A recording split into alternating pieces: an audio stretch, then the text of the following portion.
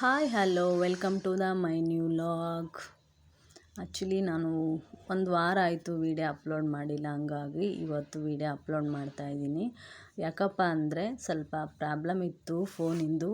ಅದು ಸ್ವಲ್ಪ ರಿಪೇರಿ ಕೊಟ್ಟಿದ್ದೆ ಫೋನು, ಅವ್ರು ಕೊಟ್ಟಿದ್ದೆ 2-3 ದಿನ ಆಯಿತು. ಹಂಗಾಗಿ ನಾನು ಮತ್ತೆ ವೀಡಿಯೋ ಏನು ಶೂಟ್ ಮಾಡೋಕ್ಕೆ ಹೋಗಲಿಲ್ಲ. ಹಂಗಾಗಿ ಇವತ್ತು ನಾನು ಶೂಟ್ ಮಾಡ್ತಾಯಿದ್ದೀನಿ. ಇದು ಗುರುವಾರದ ಲಾಗು. ನಾನು ಬೆಳಗ್ಗೆ ಎದ್ದು ಬಾಗಿಲಿಗೆಲ್ಲ ನೀರು ಹಾಕಿ ರಂಗೋಲಿ ಕೂಡ ಹಾಕಿ ಬಂದೆ ಅಡುಗೆ ಮನೆಗೆ. ತಿಂಡಿ ಮಾಡಬೇಕಲ್ವ ಮಕ್ಕಳಿಗೆ, ಬೆಳಗ್ಗೆ ಸ್ಕೂಲಿಗೆಲ್ಲ ಲಂಚ್ ಬಾಕ್ಸು ರೆಡಿ ಮಾಡಬೇಕು. ಹಂಗಾಗಿ ತಿಂಡಿ ಮಾಡ್ತಾಯಿದ್ದೀನಿ ನೋಡಿ ಬೇಗ ಬೇಗ. ಹಾಗೆ ನನ್ನ ಮಗ ಕೂಡ ಪಕ್ಕದಲ್ಲಿ ಬಂದಿದ್ದ, ಅವನಿಗೆ ಸ್ವಲ್ಪ ಎಣ್ಣೆ ಸಿಡೀತು, ಹಂಗಾಗಿ ಅವನು ಓಡೋದ.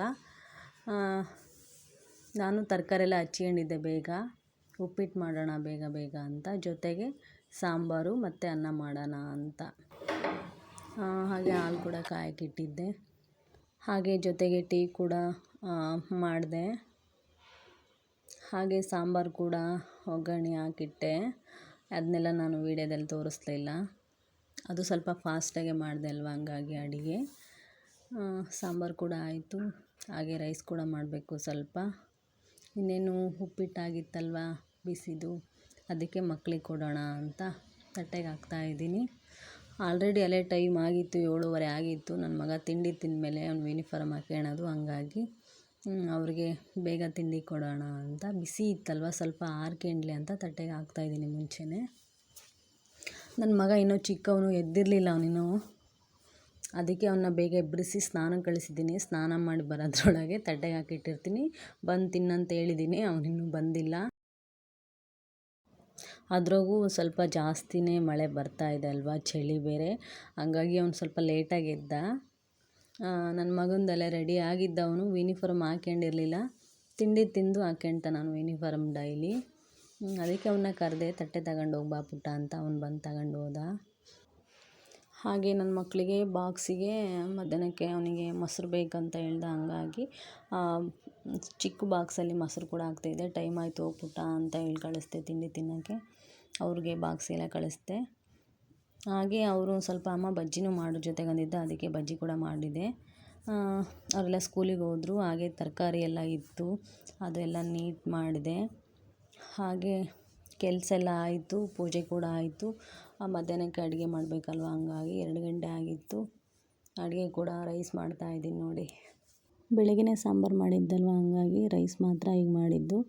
ಹಾಗೆ ಮಕ್ಕಳಿಗೆ ಸ್ನ್ಯಾಕ್ಸು ಖಾರನೇ ಮಾಡಿಬಿಡೋಣ ಅಂತ ಮಾಡ್ತಾಯಿದ್ದೀನಿ. ಖಾರ ಬೂಂದಿ ನನ್ನ ಫ್ರೆಂಡ್ ವೀಡಿಯೋ ಕಳಿಸಿದ್ಲು, ಅದನ್ನು ನೋಡಿದೆ. ಅವಳಿಗೆ ಫೋನ್ ಮಾಡಿದೆ, ಅವಳು ಈ ಥರ ಎಲ್ಲ ಮಾಡಂತ ಹೇಳಿದ್ಲು. ಅದಕ್ಕೆ ನಾನು ಅವಳು ಹೇಳಿರೋ ಥರನೇ ಮಾಡಿದೆ. ತುಂಬ ಚೆನ್ನಾಗಿ ಅಂದರೆ ತುಂಬ ಚೆನ್ನಾಗಿ ಬಂದಿತ್ತು. ಆ್ಯಕ್ಚುಲಿ ಅವಳು ಬಿಸಿಬೇಳೆ ಬಾತೆಲ್ಲ ಮಾಡಿದಾಗ ಅವಳು ಮನೇಲೇ ಸ್ವಂತಕ್ಕೆ ಮಾಡ್ತಾಳಂತೆ ಖಾರ ಎಲ್ಲ. ಅದಕ್ಕೆ ನಾನು ಒಂದ್ಸರಿ ಟ್ರೈ ಮಾಡೋಣ ಅಂತ ಮಾಡಿದೆ. ತುಂಬ ಚೆನ್ನಾಗೇ ಬಂದಿತ್ತು. ಅದರಲ್ಲೂ ಫಸ್ಟ್ ಟೈಮ್ ಮಾಡಿದ್ದಲ್ವ, ತುಂಬ ಖುಷಿ ಆಯಿತು ನನಗೆ. ಮನೆಗೆ ಬಂದ ತಕ್ಷಣ ನನ್ನ ಮಕ್ಕಳಿಗೆ ಸರ್ಪ್ರೈಸಾಗಿ ಕೊಡೋಣ ಅಂತ ಅಂದ್ಕೊಂಡಿದ್ದೀನಿ. ಜೊತೆಗೆ ನಾನು ಇದಕ್ಕೆ ಬೆಳ್ಳುಳ್ಳಿ ಕೂಡ ಎಣ್ಣೆಲೆಲ್ಲ ಕೊರೆದು ಹಾಕಿದೆ. ಹಾಗೆ ಕರಿಬೇವಿನ ಸೊಪ್ಪು ಮತ್ತು ಶೇಂಗಾ ಬೀಜ ಎಲ್ಲ ಎಣ್ಣೆಯಲ್ಲಿ ಕೊರೆದು ಹಾಕಿದೆ ಇದಕ್ಕೆ. ಮತ್ತು ಸ್ವಲ್ಪ ಪಾತ್ರೆಗಳೆಲ್ಲ ಇದ್ದು ಅವನ್ನ ಕೂಡ ಕ್ಲೀನ್ ಮಾಡ್ತಾಯಿದ್ದೀನಿ ನೋಡಿ, ಎಲ್ಲ ವಾಶ್ ಮಾಡಿದೆ. ಹಾಗೆ ಸ್ವಲ್ಪ ಅಡುಗೆ ಮನೆಯೆಲ್ಲ ಜಾಸ್ತಿನೇ ಆಗ್ಬಿಡ್ತಾಗ ಗಂಗಳ ಚೆಂಬು ಅಂತ ಈಗಲೆಲ್ಲ ತೊಳೆದಿಟ್ಬಿಡ್ತೀನಿ. ಮತ್ತು ಸಂಜೆಗೆ ಊಟದ ಬಾಕ್ಸ್ ಅವೆಲ್ಲ ಜಾಸ್ತಿ ಇರ್ತಾವಲ್ವ, ಹಂಗಾಗಿ ನಾನು ಅಡುಗೆ ಆದ ತಕ್ಷಣವೇ ಎಲ್ಲ ಪಾತ್ರೆಗಳೆಲ್ಲ ವಾಶ್ ಮಾಡ್ತೀನಿ. ಅಡುಗೆ ಎಲ್ಲ ಕಂಪ್ಲೀಟ್ ಆಯಿತು. ಹಾಗೆ ಖಾರ ಬೂಂದಿ ಕೂಡ ಮಾಡಿದ್ದಲ್ವ, ಅದು ಫಸ್ಟ್ ಟೈಮ್ ನಾನು ಮಾಡಿದ್ದು. ಅದು ನನ್ನ ಫ್ರೆಂಡ್ ವೀಡಿಯೋದಲ್ಲಿ ನೋಡ್ಕೊಂಡು ಮಾಡಿದೆ. ತುಂಬ ಟೇಸ್ಟಾಗಿತ್ತು. ಅದು ಹೆಂಗೋ ಮಕ್ಕಳಿಗೆ ಸ್ನ್ಯಾಕ್ಸಿಗೆ ಆಗುತ್ತೆ ಸಂಜೆಗೆ ಅಂತ.